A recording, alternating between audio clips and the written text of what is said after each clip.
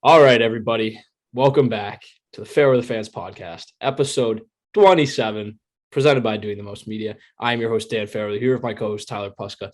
And the Boston Celtics are moving on to the second round of the NBA playoffs. Sweet, sweet victory. Sweep victory. Sweet victory. Revenge is a dish best served cold. And boy, does this one feel good. Oh, my God. Nobody expected it. I didn't expect it. Hell no. I don't think you did. It. I mean, just night in and night out watching that team play basketball is just it's an absolute treat. It's an absolute treat. Right. I mean, I'm very excited to get into it, but it is Tuesday, April 26th, the day before the NFL draft. So we'll get into that a ton, but we still have a lot of NBA to talk about, still a lot of rounds going on. But the main focus for today's episode is going to be the Boston Celtics, because I know it's what everyone wants to hear about. It's what we want to talk about, fresh off of Game 4 yesterday. Feeling ready to go. So I think without further ado, we don't waste any more time. We get right into this Game 4 recap. What do you say? I say you just jump right in. Dive. Boston Celtics have swept Kyrie Irving, Kevin Durant, Mass native Bruce Brown and company in 4 games, winning Game 4 116-112. Tatum had 29 points. He obviously fouled out, which we'll talk about in great depth. Scott Foster for sure is going to get my airing of grievances. But just an absolute great game, great story, great series. Like, I don't know if you could have drawn that up any better than exactly what played out. No, this is like this was the dream scenario. This Exactly. was like, if everything goes right, this could definitely happen. And I mean, with the way they played defense against KD and Kyrie and just let all the other guys kind of just do their thing, I mean, it was such a treat to watch. Like, I've never seen a team compete like that in years in basketball. And to watch like an NBA team in today's era compete that way on the defensive end of the ball was just, I mean, it's night and day. It's like, I don't have any other words to describe it. It's just, it gives me hope for the modern day NBA. Without question, me and you, 27 episodes of this, last 26 have just been spent bashing the NBA, saying how it's soft. It's a soft league. It's full of free throws. Guys aren't team players. The way that teams are built just aren't the same anymore. It was very deflating as a once a big fan of the NBA to be looking in from the outside and realize what the league was today. But the way that this Boston Celtics team is playing, as well as other teams in the league, like the Warriors and like the Heat, they play great basketball too. The way that these teams are winning games and showing the NBA and kind of making a statement for the whole entire NBA that this is winning basketball now. We're not doing super teams, not doing ISO ball. We're not doing, throwing up Hail Mary shots and being the star player, have one guy rule the team. Even though that has won championships in the past, we're moving away from that era of basketball and moving towards, something that's, basketball at its core is team. It's a team game. 5 guys on the court versus 5 guys on the court. Every single player is going to play good defense, and you're just going to try and beat the other team with the 5 guys you got. It's not an individual effort. So I think that's one of the key takeaways in this series. But yeah, like you said, going in last episode 26, we were talking about, could be Celtics in 7, could be Celtics in 6, but it was going to be a close series. The guys on the Nets are going to make their shots. It's going to be hard to handle it sometimes, but you knew the Celtics were going to pull it out. You didn't know, but you were hoping. But you really just couldn't have, like, if you're looking for the perfect scenario, Robert Williams missed 2 playoff games.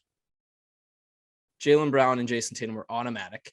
Marcus Smart, Derek White were defensive masterminds.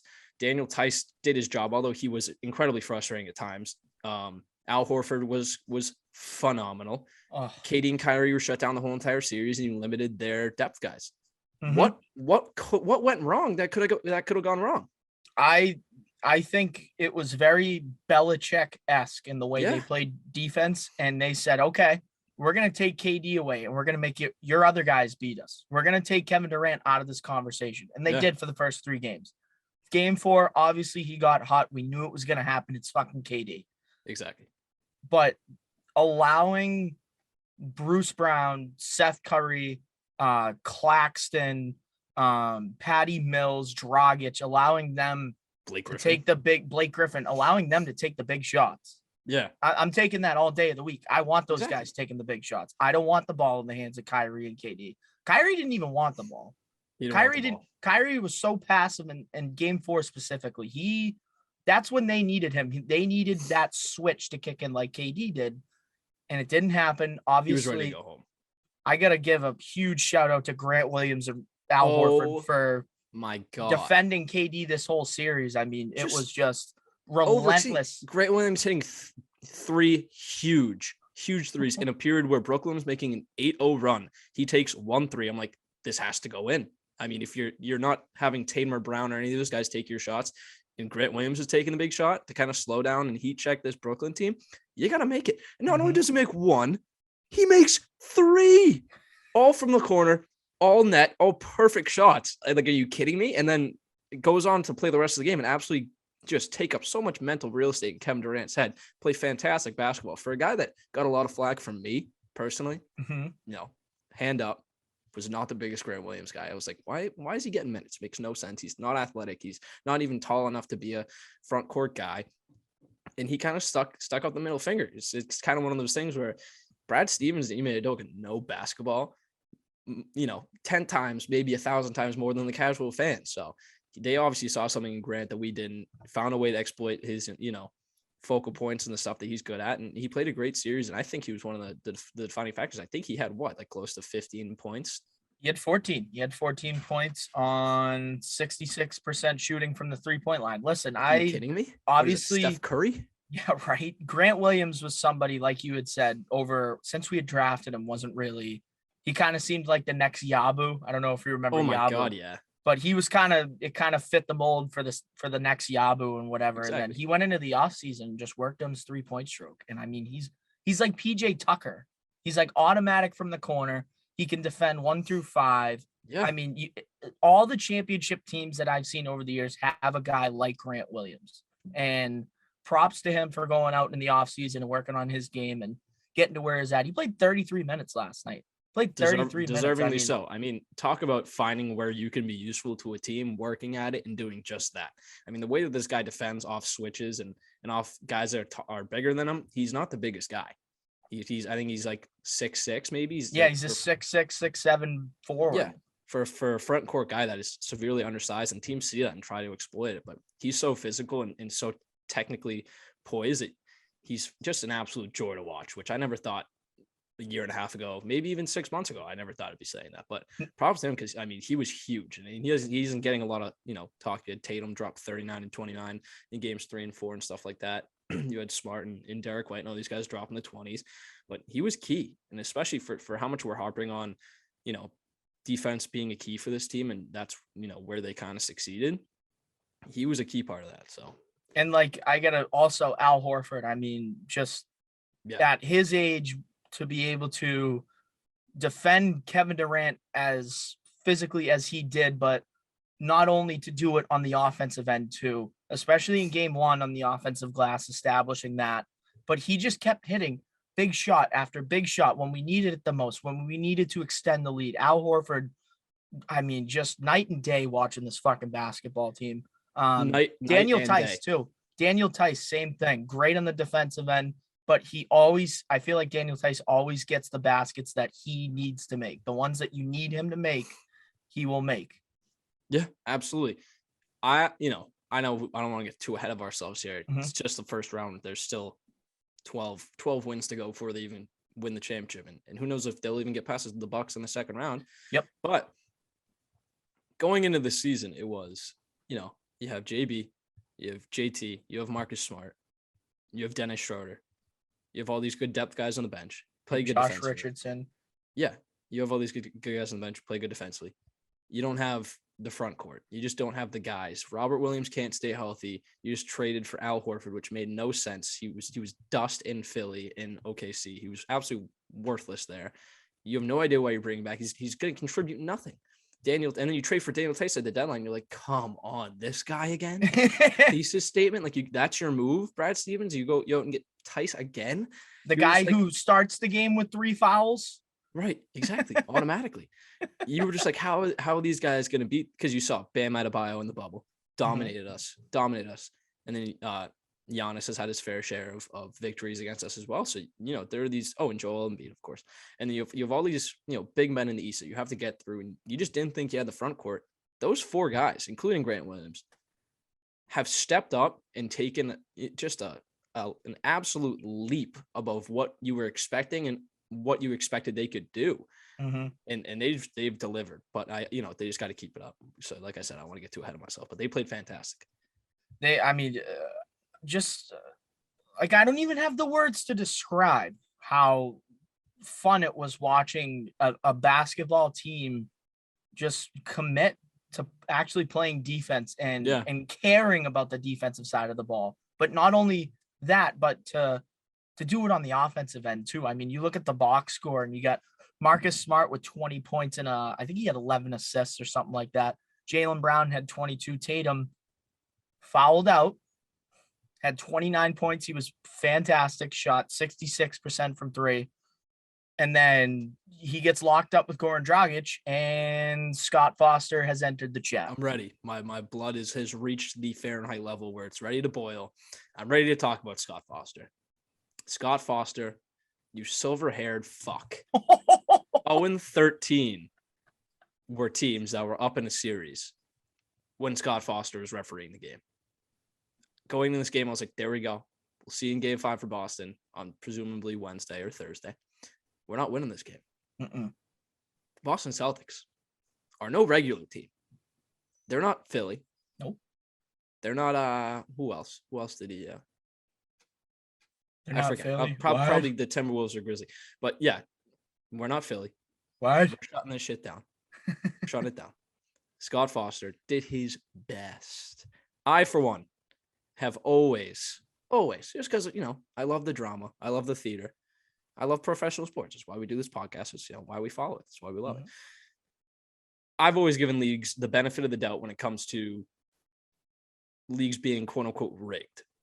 Yep. Last night was more than sufficient evidence that the NBA tries to extend series. Oh yeah. And predict and manage the outcomes of games. Yep. I mean, because that 6th foul, everyone knew it was just because Goran Dragic was on it. It was probably something they thought. They were like, yeah, Tatum likes to do this little box out thing, just kind of fly back. They're going to call it. They need that revenue for Game 5. You're going to get Ben Simmons back for Game 5. It's going to be this whole entire thing. Yep. And here we are, up 7 with 2 minutes left. And then we're tied.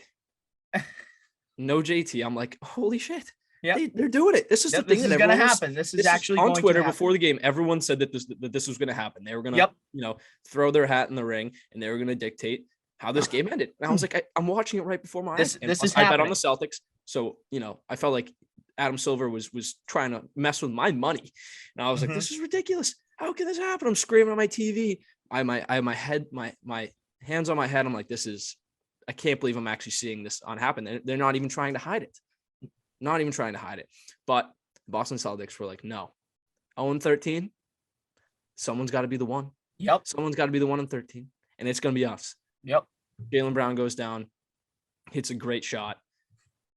You needed him in that moment when JT came out. You knew that JB has been waiting all game to take that big shot. He's kind of been waiting all series to take that big shot. He played great in Game 2 and had a lot of clutch shots there, but you knew Jaylen Brown was going to insert himself in a big moment in the series eventually. And once Tatum went out, it was the perfect opportunity for him to do so. Absolutely. I mean, that's what you expect of Jaylen Brown and Jason Tatum, is like when you don't have one, the other has to step up. So exactly. When Tatum follows out, the spotlight immediately shifts to Jaylen Brown. And I'm going to tell you right now, Jaylen Brown wants that.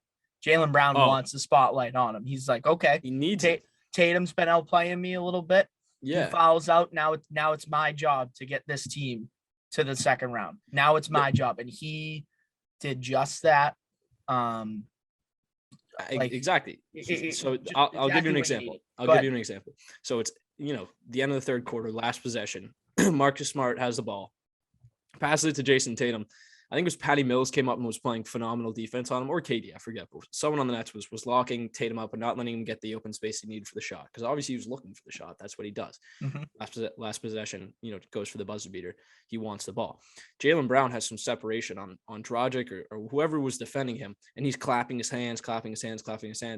And I'm like, if Jaylen Brown doesn't get the ball right now, he's going to lose his mind. He needs to get the shot because he feels like he has earned the right to be that guy for when Tatum's locked up. He's open. He's making that shot.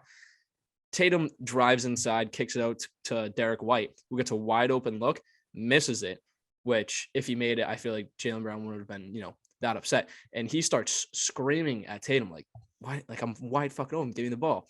But that's exactly what you want to see. You want to see the guy that be like, okay, give me the ball. If you're locked up, if they're doubling you, I got it. Yeah. That's the best part of NBA duos of basketball, to pick someone up when there's a double team. And that's, it wasn't major, but when we talk about Jaylen Brown wanting the ball in that situation and then finally getting it at the end of the game, making that shot, it speaks volumes about the kind of player he is in clutch time, especially, which I don't know if you want to add anything else on Jaylen Brown before I continue this next point. No, go ahead. You hit the nail on the head. So moving on to another narrative that I would like to speak on. And yes, first round. Dan, calm down.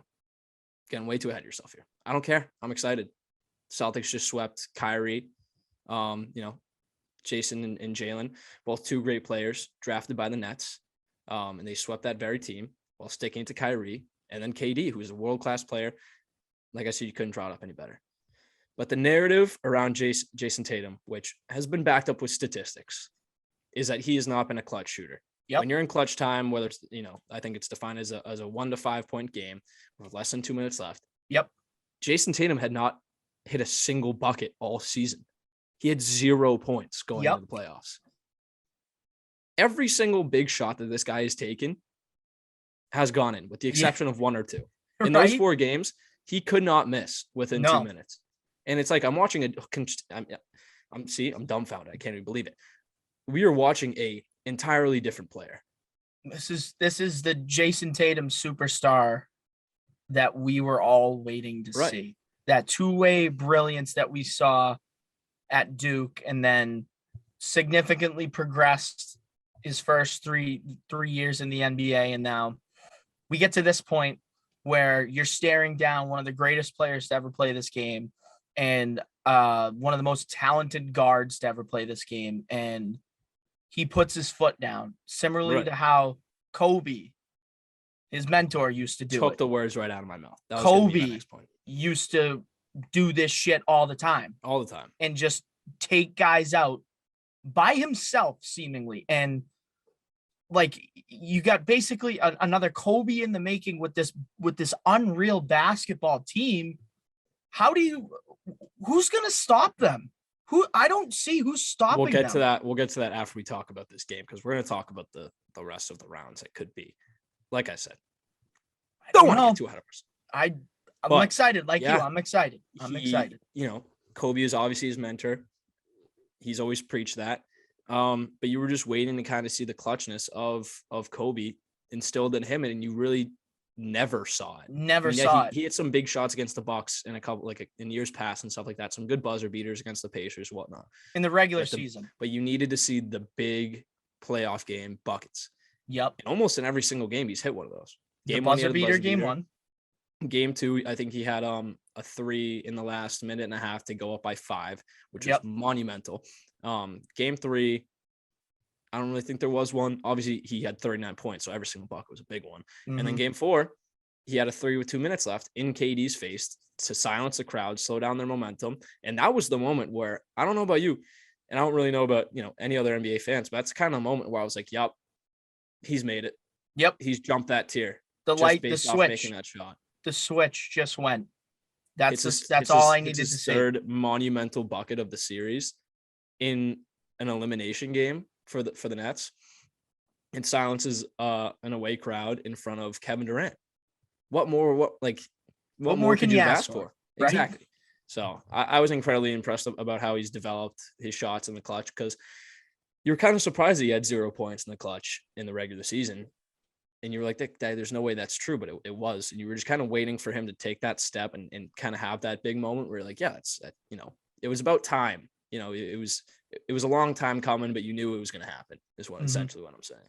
So very impressed by how he played in this series. Obviously, you're going to need him to step up in the next series as well, because there's going to be teams that are a lot better defensively. But, you also have to give your due credit to guys like Kevin Durant. 39 points and 9 rebounds in game 4. Just an unstoppable force. Played 47 minutes. He was just incredibly impressive. The guy was the Kevin Durant you knew. He was taking all the open shots that he was previously passing up, and he made a good amount of shots, but he also missed some too. But he was just the Kevin Durant that was getting to that mid-range spot, pulling up and cashing every single one of them, because those are the shots you expect Kevin Durant to make. Okay. One of the shots that KD had at the end of the game. Oh my God, that one-legged three shot. And fucking Marcus Smart just turns around and looks at him just like, what? Like, come damn. on. Like, what? That's five. Kevin Durant in a microcosm. That is what Kevin Durant can do in a microcosm. And he can get to be one of the best pure scorers of the league's history by not making shots like that. Albeit it was kind of a pointless shot. They were already down. What was it, like 7? Yeah. So it really didn't do much. And then they fouled and it was up 5, and it was basically ball game at that point. But you're just lucky he's making shots like that then, and not in any of the previous games when it mattered. But yeah, I'm glad that he had his game in game 4 and we were able to contain it. But I think the Celtics stole that generally based off just how the refs were calling that game, how KD was playing. I certainly thought when they were up 10 with like 3 minutes left, I was like, this is a lock. But then they slowly started crawling back. I was like, no, don't tell me I'm about to watch them absolutely melt down right in front of my eyes. You're right. But it didn't happen. Thank Christ.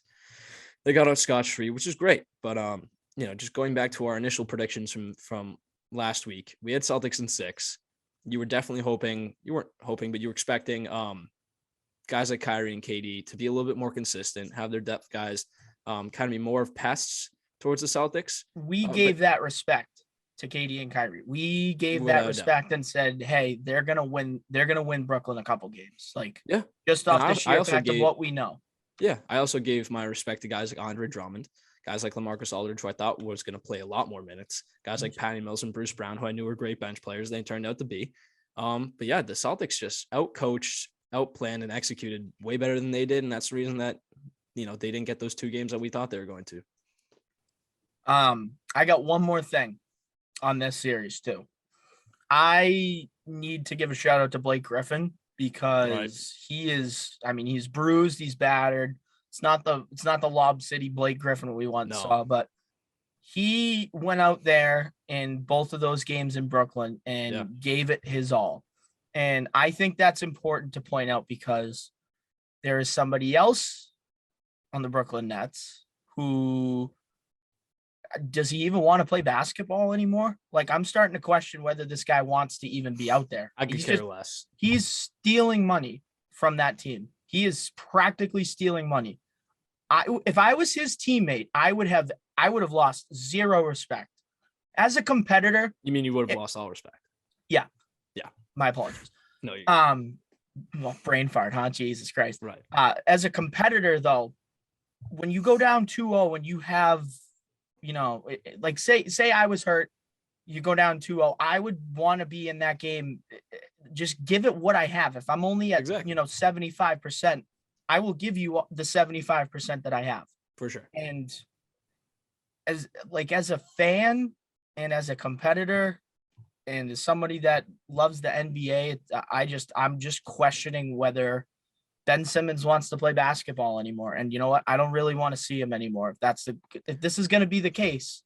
Well, I'll tell you. I'll give you my take on it. The guy's under contract for the next 3 years. Just got traded to the Nets a couple months ago. He's without doubt going to be playing basketball there next year. He's going to have to earn that respect back from his teammates that he, without question, lost. I know there's been a million takes over the last few days from guys at ESPN. I know Stephen A. Smith and Shaq and Charles Barkley were giving him his due diligence and stuff like that. I think it was definitely a spineless move to not play. He said there was a mental issue behind it. I don't know what the hell that means. Nope. It's none of our business. It'll never be disclosed. But yeah, you're definitely looking at a guy who just wasn't feeling like he wanted to play basketball. I think if I have to give my prediction on why he didn't play, my guess is he saw something in his game that he didn't like and didn't think that he was going to be able to contribute to the level that he is used to, and didn't want to be put in a game where he would be eliminated for the second season in a row. Because last game, the only game he played was the elimination game. Yeah, he got eliminated there. So he didn't want to play 2 straight games where he was getting knocked out of the playoffs. He didn't want to be embarrassed like that.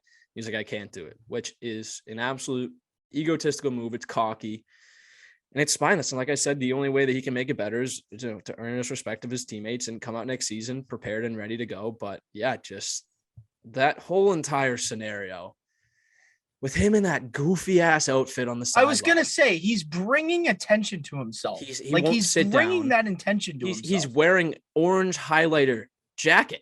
He's wearing Knicks colors. He's wearing Knicks colors. Exactly. To a Nets game. And like these stupid little glasses. He's standing up the whole entire game. That was him making it all about himself. He's not like on the court directing the game like a coach. He's not adding that much. He wore bright colors to stick out. If I was him, he's a fucking cheerleader is what he was. Exactly. If I was him, I would have sat at the end of the bench in street clothes and shut the fuck up. And make sure that I have zero attention drawn to me because everyone on your team is embarrassed by you and all the fans hate you. If it's so bad, you traded James Harden for this guy. And James, well, I mean, we could talk about that. That's a whole nother loophole because James Harden sucks now. Exactly. So, you like were definitely hoping when that trade went down that both teams lost, and they have so far. Obviously, both players are on a contract for next year, so it's under development.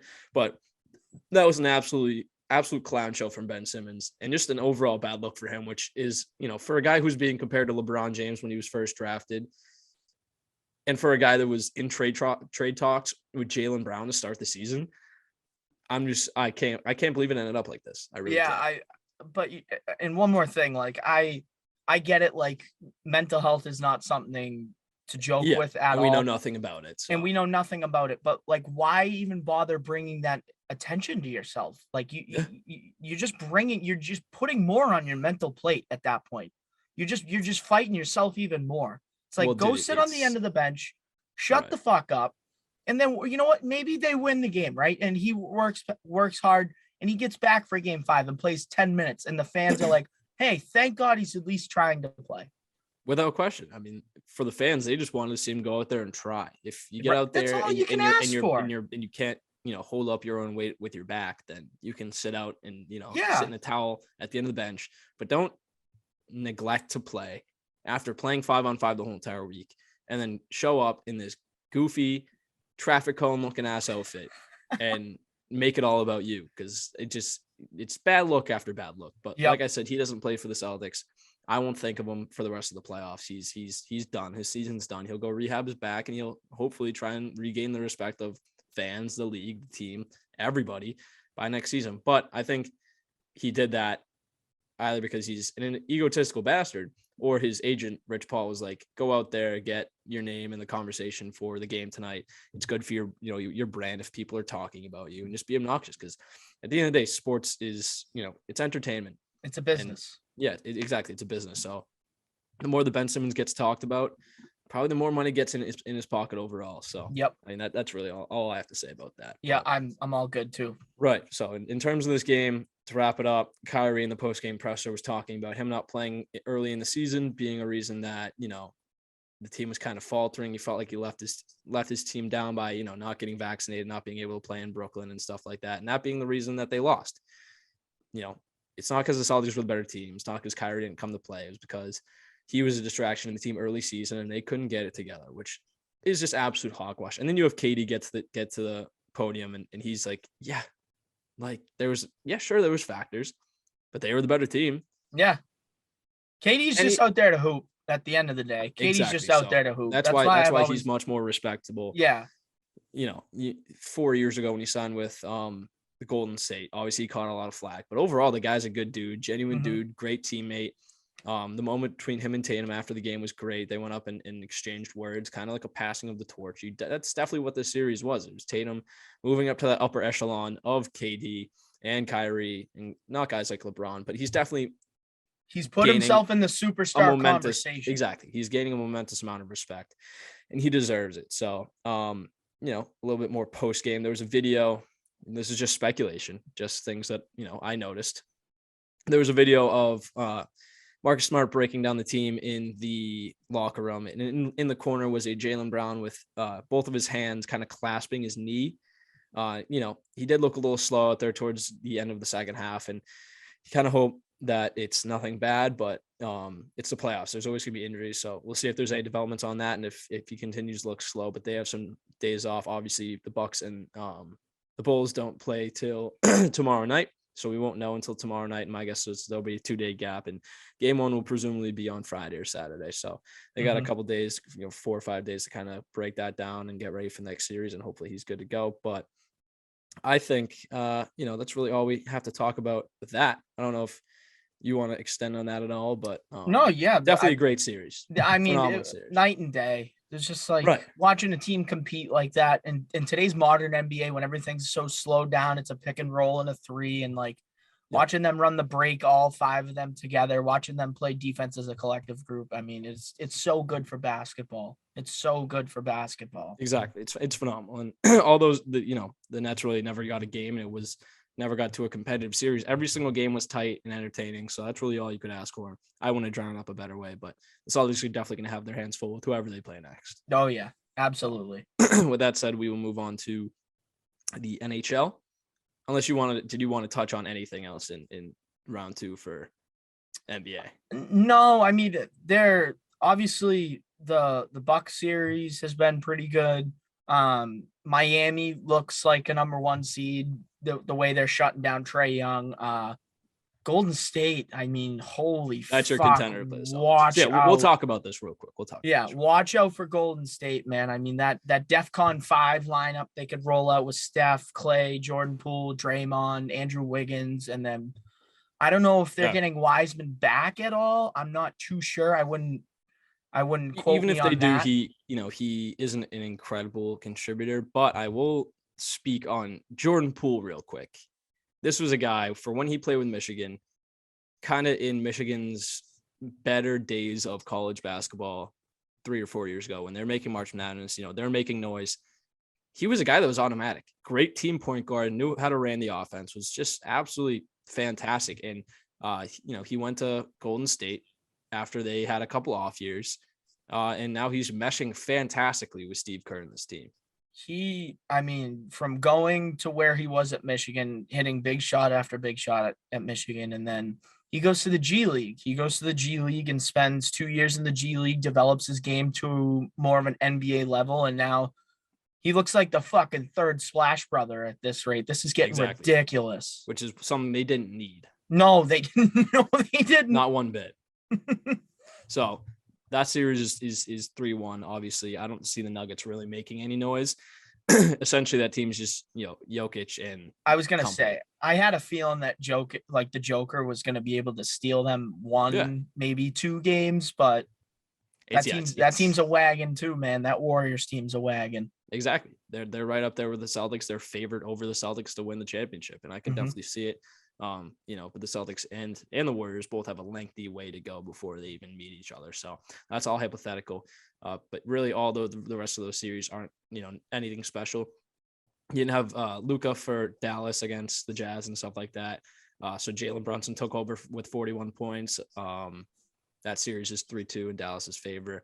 It's all just going to start wrapping up. There's not an incredible amount to talk about when it comes to all the rest of the series, but I feel like the second round is definitely gonna have a lot more to offer. Oh yeah, 100%. Those series are gonna be fucking smash mouth basketball, especially in the East. Oh, I can't wait.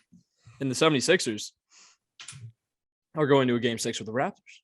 Yeah. Who would have thought? Toronto is Doc Rivers gonna do it again? I'll ask you that question. Yes. You think he's going to do it again? Yep. I just, unless James Harden throws a switch, unless he finds his game again, I don't know. I don't think Doc Rivers is a good coach anymore. I think, but I don't think he's a good coach anymore either. He's been given a lot of talent and really not been able to make the most out of it. But I'll tell you, if you have good games out of Tyrese Maxey, Joel Embiid, Toby Harris, and those guys, you can steal a game from the Raptors. That's all you need. You need 1 out of 3. Mm-hmm.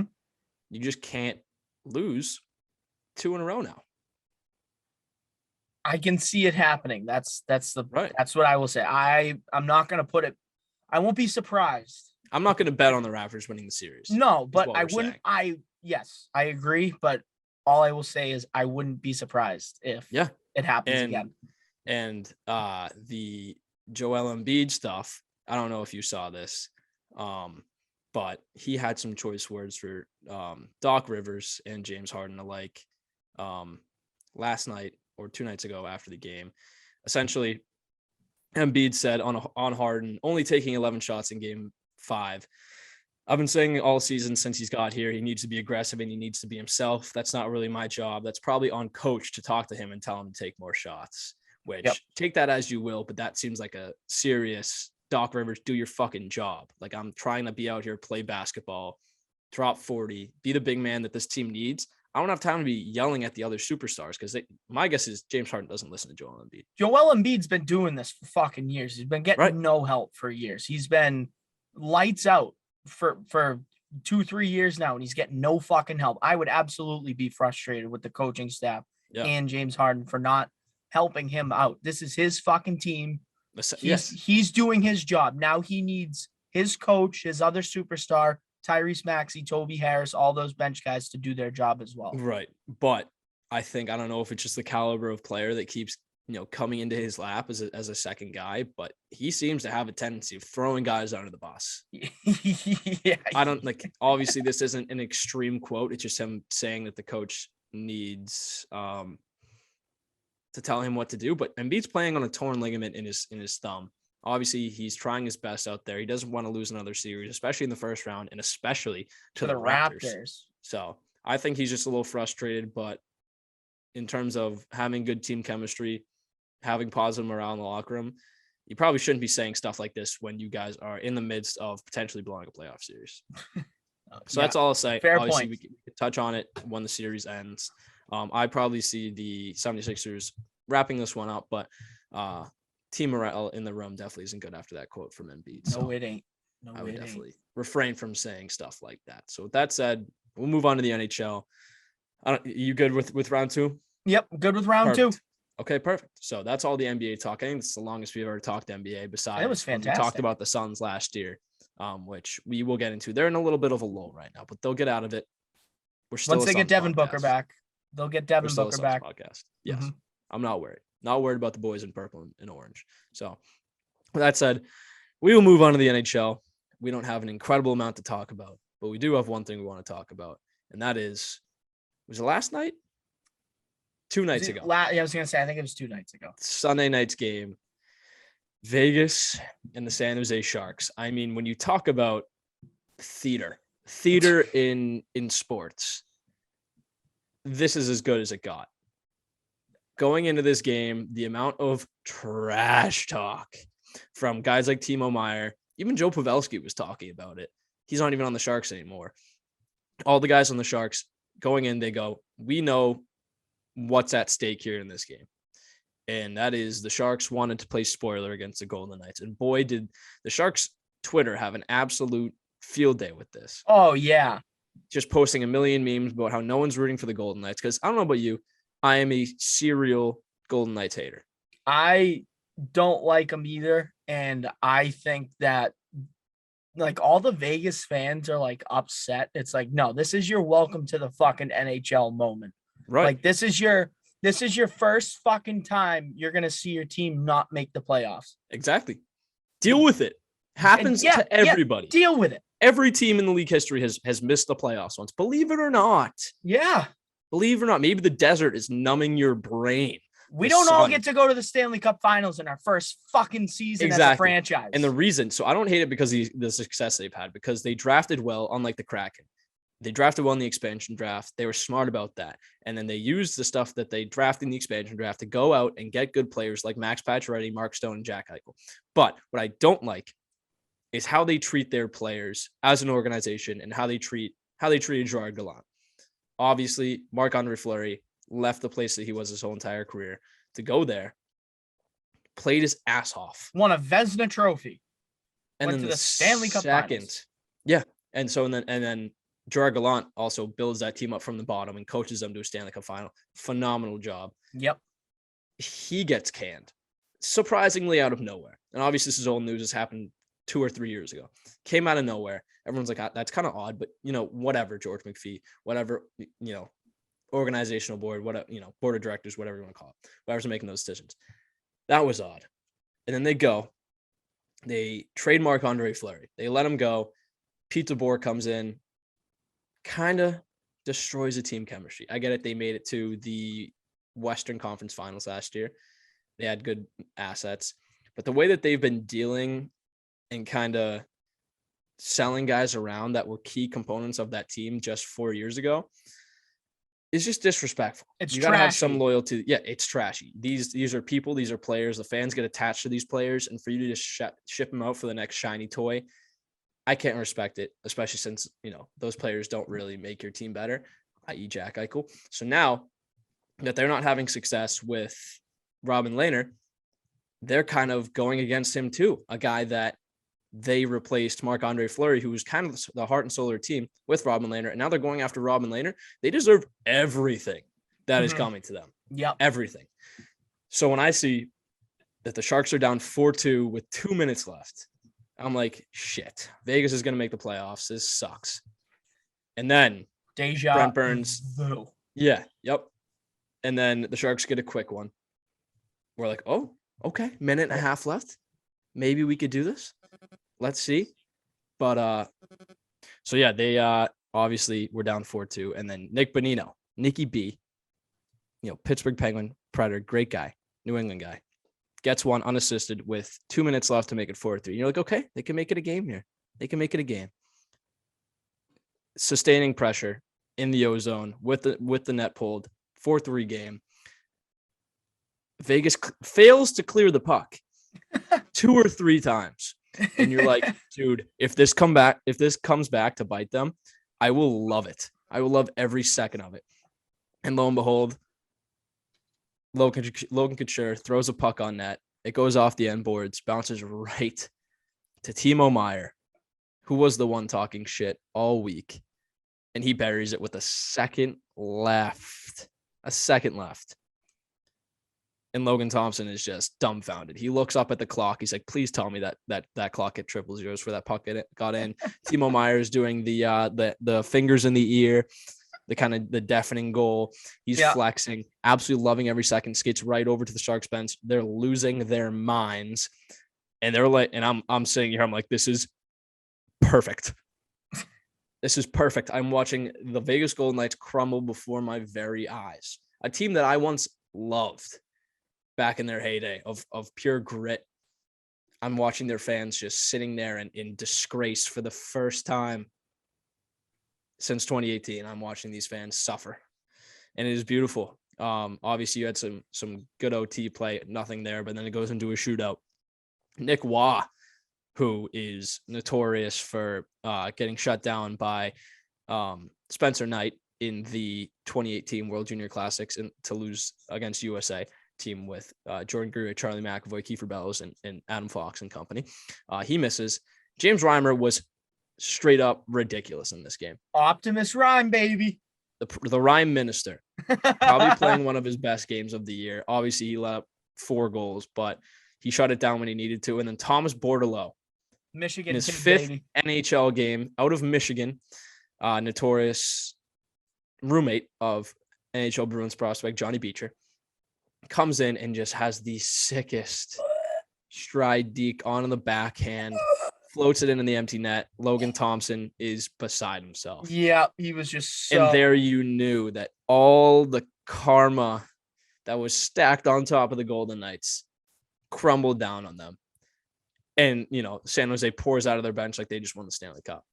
Thomas Bordelot talked after the game. He said there's one goalie that has ever stopped that move in a shootout, and that was Michigan goalie Eric Portillo. He knew that he was going out there, he was pulling off that move, and there wasn't a likely thing that could stop it. Vegas was minus 380 going into this game, and I would love to know what they were 4-2 with 2 minutes left. I would have loved to jump on that because that would have won me a lot of money. But I love it. Obviously, the Sharks have a must-win game, or the Golden Knights have a must-win game against the Stars either tonight or tomorrow that they have to win, or they're out of the playoffs. They have a 15% chance to make the playoffs now. It's just beautiful. Obviously, it's Western Conference stuff, so I can't get too invested in it, but I love it. I loved every second of it. Literally just deja vu of Game 7 when these two teams went at it back in 2019.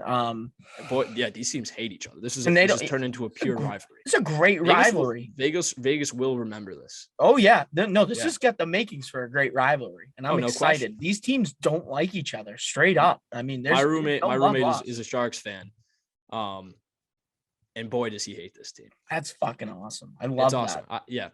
He went to bed when it was 4-2. I woke up when it was tied, and we were watching the Bordelot goal, and it was huge. It was huge because, I don't know, great little sprinkle of entertainment for the end of the season. Obviously, at the end of the regular season, teams are kind of shutting it down, especially in the East, because everything's basically locked up with, a little bit of seeding that needs to be changed. But to get a little bit of entertainment like this at the end of the season was perfect. It was the cherry on top. I mean, just good, good riddance. You know what? It's about time these Vegas fans understand what it's like being an NHL franchise and not having everything just fucking spoon fed to you. Exactly. Like, you go out, you go out and you get rid of Gallant, you get rid of Fleury, you bring in Max Pacioretty, Mark Stone, Jack Eichel, Alex Pietrangelo, Robin Leonard, right? You are supposed to be a fucking sick team. You're supposed to be a sick team, and you're not even going to make the playoffs. No. And now there are 31 other NHL franchises pointing their finger at you and laughing at you. Right. I mean, welcome to the NHL. I think how active they are at the trade deadline and acquiring players is good for the game. I don't like how they're trying to be the most stacked team in the league and just beat guys with skill. Mm-hmm. You know what I mean? I don't love that, but I do think it's good for the game how active they are in acquiring players and kind of throwing their hat in the ring when it comes to trades. I think it's incredibly entertaining and stuff like that. But I'm glad they're missing the playoffs. Me too. I'm not a Pete DeBoer guy, especially with the stuff I heard about Robin Lehner, about how he was trying to get him to play through surgery and whatnot, and kind of denying the rumors that he had to get surgery. So I am not a Pete DeBoer guy through and through, and I'm glad that the Sharks beat their former coach and knocked this guy out of the playoffs for good. Because 15% chance, I don't think it's very likely. It would take a lot, but I hope this is the end of the Golden Knights for sure. Me too. Fuck them. So, anything else to add on that? Nope, I'm good. All righty.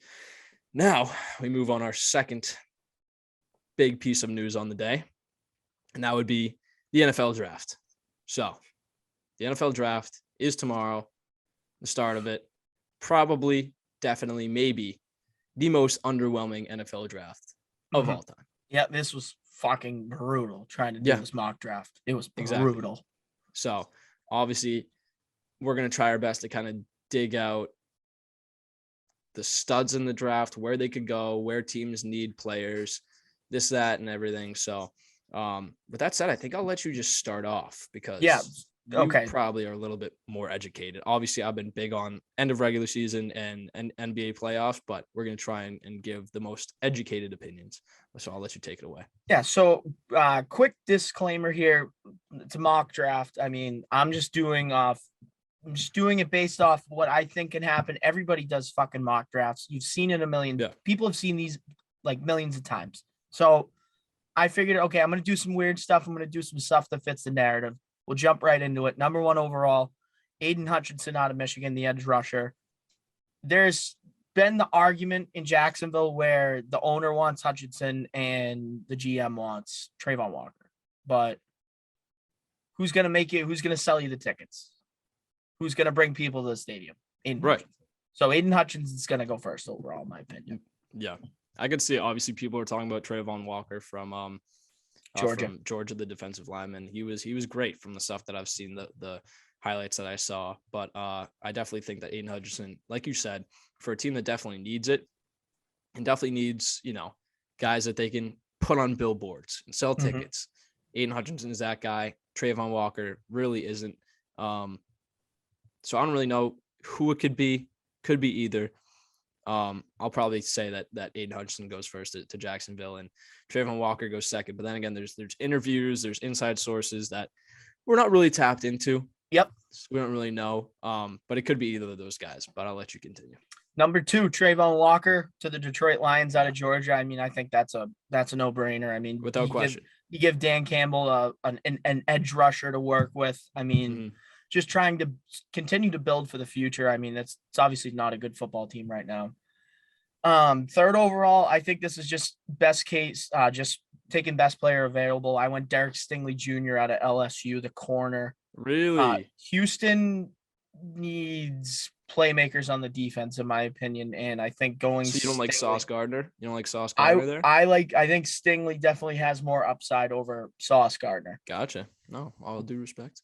Yeah, and I mean it can go anywhere. Sauce could go in this spot, and Stingley could go where I put Sauce. But, exactly. So, but those are definitely the two premier cornerbacks in the draft. And then 4, 5, and 6 here, I have the three best offensive linemen going. I got Ikem Okongwu going to the New York Jets out of North Carolina State. 5th overall, I got Evan Neal out of Alabama going to the Giants. And number 6 overall, there has been talks about Malik Willis, and I will throw that in there. Malik Willis could definitely go at 6 because this is where I've kind of heard it. I went Charles Cross out of Mississippi State, big tackle. They don't have offensive line. You think Carolina? You think Carolina would go with Willis over an offensive lineman? Yeah, I think that's definitely a possibility. Just judging on the fact that there is not many good quarterbacks, and I mean Malik Willis is a project QB. He's not going to come in and he's not going to be your starter day one. He's going to have to sit behind somebody. So at 8, the Atlanta Falcons select Malik Willis out of Liberty. He's going to sit behind Marcus Mariota, a fellow dual threat quarterback. He's going to sit behind him for a year in Atlanta, and we'll see what happens after that. They just traded Matt Ryan. Moving towards the future, you take Kyle Pitts last year. I don't know. I think Malik Willis could fit for the Atlanta Falcons, but I'll ask you this. Do you see Kenny Pickett going anywhere in the top 10 or 12? Not 10 or 12, no. No, I don't see it. I think that's kind of the genuine consensus is that he's not. Yeah, he had a horrible pro day, horrible training, horrible combine, and obviously his arm speed isn't, or his arm strength isn't where it needs to be. But I just didn't know if teams had more faith than I think one team's gonna be like dumb enough to take Kenny Pickett, and Steelers. I got him going 20 to the Steelers. I think obviously. Tragic what happened to Dwayne Haskins, but you get Mitchell Trubisky. Why not throw Kenny Pickett's fucking name into the hat at that point? Like, what else do you have to lose? You don't really need much. In college that he can play. Yeah. And there's good coaches there in Pittsburgh. That's no doubt. You have Mike Tomlin, you have Brian Flores. You just let Duck Hodges go. You definitely need a quarterback. Yep. So I think it's a good move, especially at 20. He could even be there in the second round if you want to wait. But from what I've heard, it's been nothing but bad things about Kenny Pickett. So it's one of those guys you just might want to take a chance on. But we'll see, like I said. So at number 9, this is a very weird spot for me because it's Kayvon Thibodeau out of Oregon. But if you're Seattle at 9, like, why not take him? Like, if he slips to you at 9, why not get him? Like, he has the potential to be the best edge rusher in this class. And obviously he's got some extra baggage, like outside of the locker room. Obviously some character issues, I guess, have kind of popped up, but at 9, if I'm Seattle and Kayvon's still on the board, I mean, that's kind of a no brainer for me. That's just kind of what I was going off of. So this is what I think on the kid. I think he is one of the most talented, most physically gifted players in the whole entire draft. He, was projected to be a top 5 pick, and then, they started finding out about some outside stuff. His interviews weren't too good, but I think if you pick him and you give him some good veteran players that kind of teach him how to be a pro and grow up a little bit, he's going to be known as one of the best players in this draft. Yep. So I think he's worth taking the risk. So that's why I think Seattle will.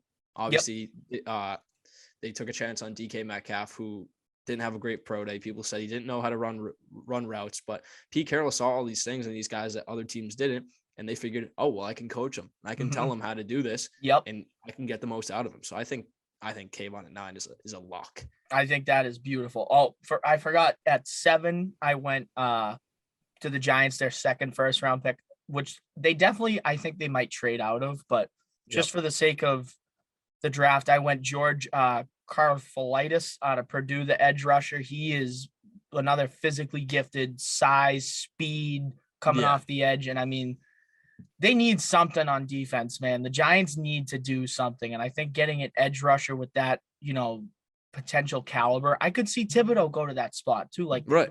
This Have you draft put is Kyle like, there's Hamilton no anywhere? set spots. What? Have you put Kyle Hamilton anywhere?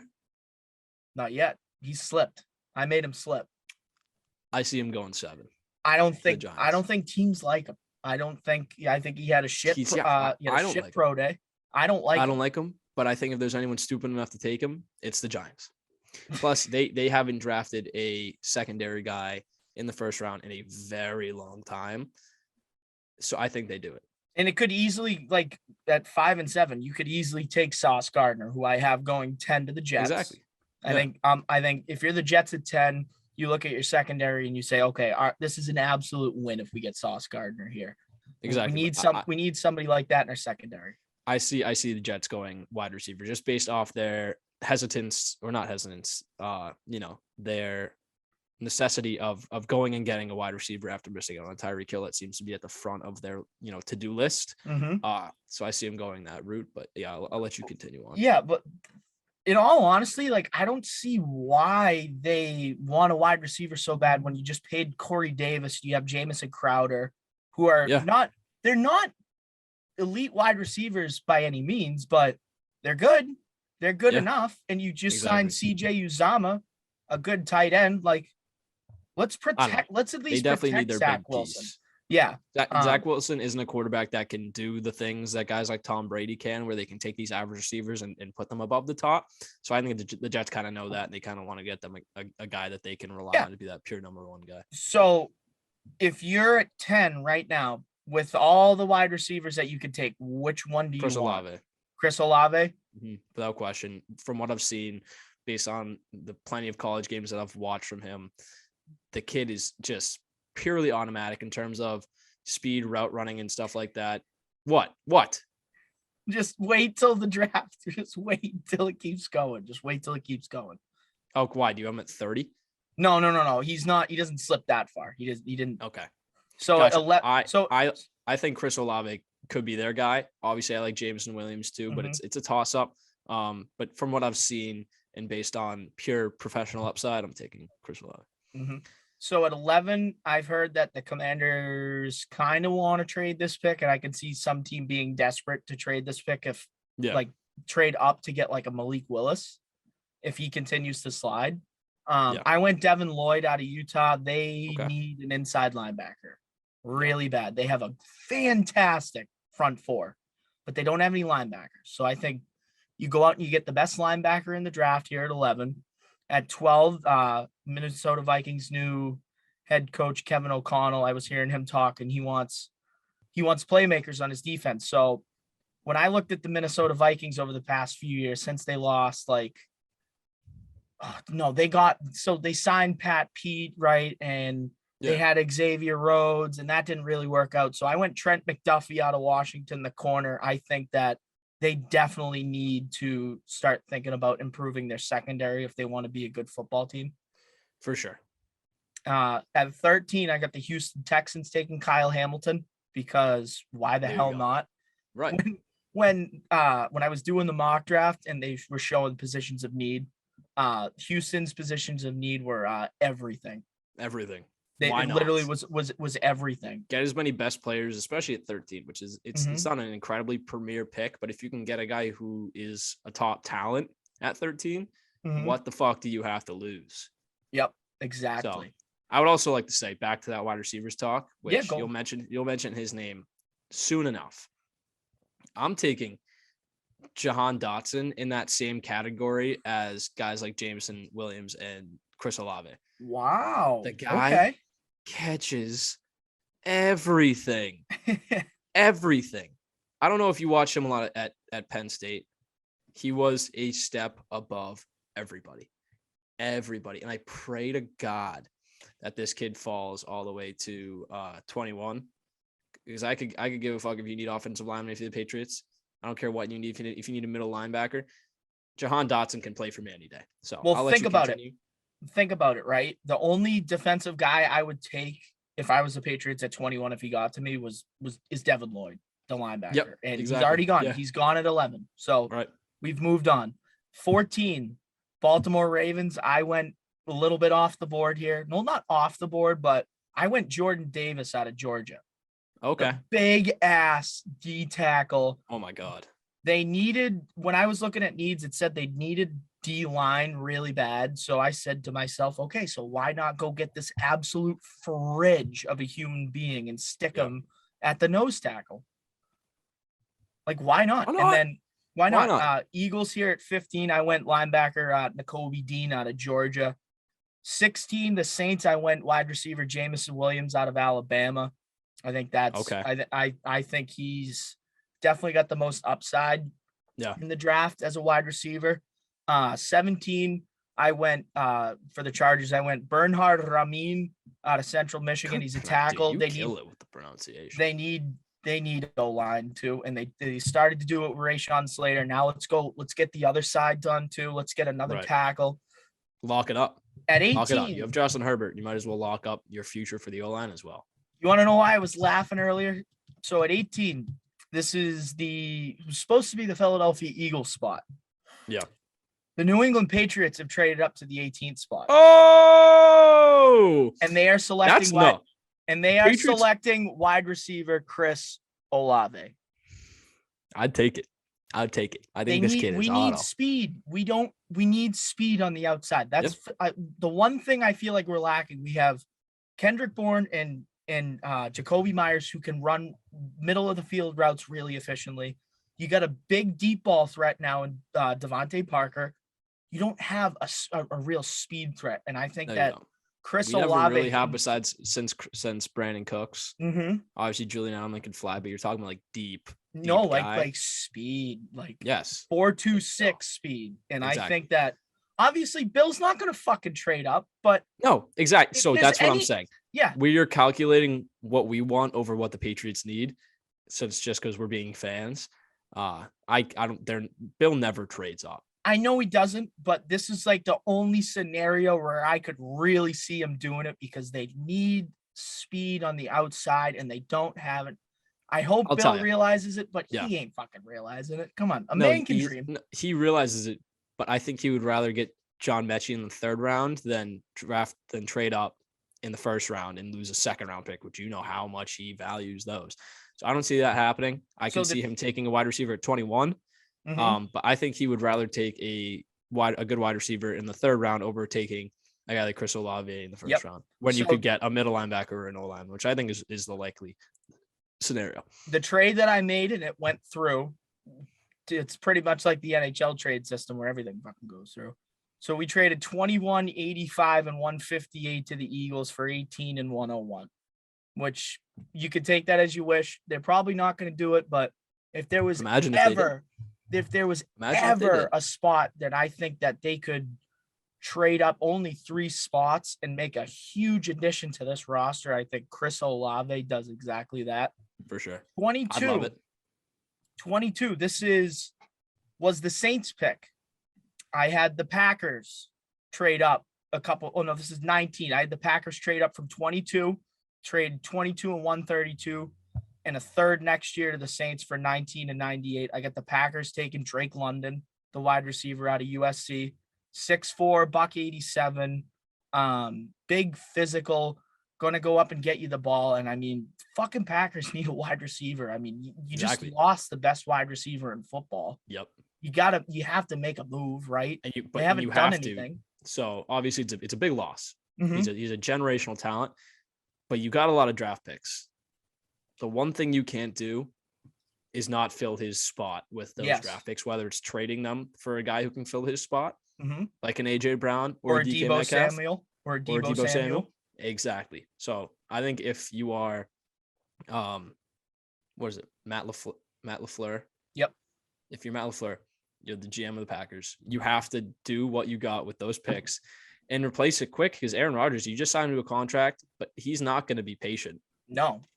You need someone, whether it's getting a wide receiver in the draft that's NFL ready or using the picks that you got to trade for one. I feel like that's your key necessity going in.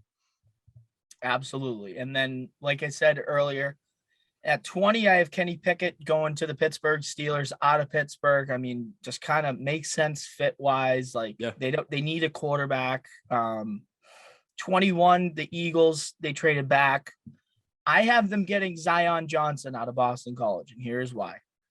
Brandon Brooks and I think Lane Johnson are their two big offensive linemen, and they're both old now. They're both 35. They're both going to retire soon. Why not fill that void with a potential another generational talent guard in Zion Johnson? Exactly. 22, I had the Saints take Tyler Smith. A little bit of a reach. He's a tackle out of Tulsa. They need I think they needed the right tackle because they lost who they lose to Miami? Ramczyk, I want to say. They lost a really good right tackle. So I got them filling that spot. 23, I got the Cardinals taking Tyler Linderbaum, the center out of Iowa, the only good center in the class. They have Rodney Hudson, but obviously he's not going to play forever. And why not have somebody that you can pair with Kyler Murray for the rest of his career, pretty much? No, for sure. And I feel like the Cowboys, with how they've been in drafts past, they love their dominant offensive linemen who come right out of the draft and are ready to play immediately. You had guys like Zach Martin and Lyle Collins and stuff like that. And I feel like every single time they draft an O-lineman, it's a home run. And I feel like from what I've seen out of this kid, it's more the same. I could definitely see Dallas is at 24. I could definitely see them jumping up even more to get another O-lineman. I have them taking defensive lineman Devontae Wyatt out of Georgia. Just a positional need. You're at the later teams like this I feel like it's just like whatever you really need at this point or best player available. Number 25, I got the Bills taking wide receiver Garrett Wilson out of Ohio State. Number 26, I have the Tennessee Titans taking Jahan Dotson out of Penn State. Hey, they know how to draft. They know how to draft wide receivers. That's why I think Dotson works in Tennessee. That's why I think it works. They have a history of seeing a guy who can play in the pros, ignoring the little things that every team is looking for and going and getting it. So that won't surprise me. So then at 27 here, I have the Bucks filling guard spot with Kenyon Green out of Texas A&M. They lost one of their guards to the Bengals. So I said to myself, I'll just fill that void. Packers here at 28. I'm going Luis Cine, a safety out of Georgia, just because, you know what, I feel like their secondary is very inconsistent, and you have Adrian Amos, but I looked at their corners. You got Jair Alexander and you have Rasul Douglas. I think that's fine, but adding another safety into that mix, I think, will help them tremendously. He's a tremendous tackler. Makes really good plays on the football. Right. He's a fantastic player from what we've seen. He's fast as hell. He runs a 4.37. He was absolute dynamite for Georgia in the playoffs and winning that for them in the national championship. I'm surprised he is going this deep in the draft, but I feel he's projected to be a second round pick, actually. Yeah. Which is crazy to me. That's why I said if I'm the Packers here at 28 and I'm looking at all these fucking guys and then there's Luis Cine, like that's who I want. Exactly. That's who I would want. If you have a deep round pick, why wouldn't you? So it's like it's okay to reach a little bit once you get to these picks too. Like we've seen it a fucking million times over the years. Number 29, we get the Kansas City Chiefs going back to back here. I got them taking wide receiver Sky Moore out of Western Michigan, speedster, potential Tyreek Hill replacement. That's where I was going with that. And I went Andrew Booth Jr. out of Clemson, the corner. And then at 31, I went Kier Aleem to the Bengals, corner out of Florida, because obviously they need corners. Yeah. And then to round it out, just kind of throwaway pick, I went Travis Johnson, defensive tackle out of Connecticut. Gotcha. Like this draft can literally go anywhere. Like that. It can go anywhere. That's the thing. Not many people know really that much about it. So it's hard to really put a pin in it and kind of see what every team is going to do. Mm-hmm. Who knows how accurate the mock draft is going to be, but I'm excited for it. I think there's a lot of good players, especially in the late round, that are being slept on that could turn out to be good players. But yeah, there's really no huge quarterback pick that we're always used to kind of being the the driving force of the marketing for the draft. Like, oh, Yep. can't wait to watch Joe Burrow go first. Oh, there's Kyler 4 Murray. quarterbacks. There's Baker, Josh Rosen, yeah, Josh like Allen, Sam Darnold. Like, there's we have Willis and Kenny Pickett, and then like Matt Ritter. Corral from fucking Ole Miss. Desmond Ritter. The quarterbacks in this class are not. Dude, it's a change of pace. It's a very defensive and offensive line driven draft. Yeah, I like that. I think it's good. Have those guys. I think it's good for these teams where you don't have to take a quarterback. You can actually take someone to improve your roster. Exactly. Because I feel like over the years we've seen teams like, like the Cardinals taking Josh Rosen. Right. Like you could have really got a better positional player for your team instead of just saying, "Oh, we're going to take a quarterback for taking a quarterback." To take a quarterback, and then they had to take Kyler Murray, so it was a waste of a pick. Exactly. Why not take someone that you know is going to play a smaller role, but could turn into a franchise player, even if it's on the defense or on the O-line. Exactly. So, all right. Do you have any other? I'll ask you this, based off your mock draft and how the research that you did, who is the winner of this draft? The winner of this draft. I think the winner of this draft would have to be, if it goes by your mock draft, I would say the New York Jets. Yeah. I would say the New York Jets getting a Kongwu at 4 and getting Sauce Gardner at 10. Like, obviously, they're going to have a good draft. Green Bay, I like Green Bay getting the wide out. It's hard to lose a draft when you have the 4 and the 10. Yeah, absolutely. I like Kyle Hamilton going to 13 to the Texans. I think if there's one team that can maybe make that work, it's Houston, just because they brought in all those fucking Patriots guys in their front office. Like, I feel like that's why they can work, and they get Derek Stingley Jr. Obviously, Jacksonville getting the number 1 pick, getting Aiden Hudson, that's a fucking W. Patriots getting Chris Olave, that's a W. I mean, there is a lot of good talent that isn't quarterback driven in this draft, and I'm just very excited because it can literally go all over the place. This is what I'm excited for. I can't project. There's no like 1, 2, 3, 4, 5 like there has been in years past. Right. So that's the best part of it. Mm-hmm. It's the unpredictability. Yes, absolutely. So that's it. That'll conclude our core sports. We'll move on to jerseys of the week, and then we'll wrap it up. Great episode so far. Yeah, I know. Yeah, let's talk some jerseys. Well, there is one jersey that only needs to be talked about this week, and it is the Kansas City Royals City Connect jerseys. Oh my God. Those are gorgeous. Chef's kiss. Holy crap. Because do you remember a couple weeks ago when I was talking about these and I couldn't remember where I saw them? Yeah, I wasn't crazy. I know you weren't. And those are beautiful. That fucking hat, it's obviously, for the fans that don't know, it's Kansas City's a city of fountains, and it's based off of like the fountains that they have in their ballpark, and like the Royals logo, just the way like the lines match up, and like the light blue, dark blue contrast always looks good. The hats are fire. Listen, Kansas City has been doing their jerseys and their hats right for years now, and I mean, I expect nothing less from the Kansas City Royals. Big fan. So if you haven't seen those, go check it out. But that will conclude episode 27 of the Fairweather Fans. One of the best episodes we've done. This top 3 to 83. Yeah, exactly. So I hope you guys enjoyed. If you made it this far, thank you so much for listening. We'll be back next week, definitely to preview NHL playoffs, round 2 of the NBA playoffs. The NFL draft is tomorrow, April 27th at 7:00. Definitely go check that out. But yeah, without further ado, thank you so much for listening. Taylor Hall is a Boston Bruin. That he is.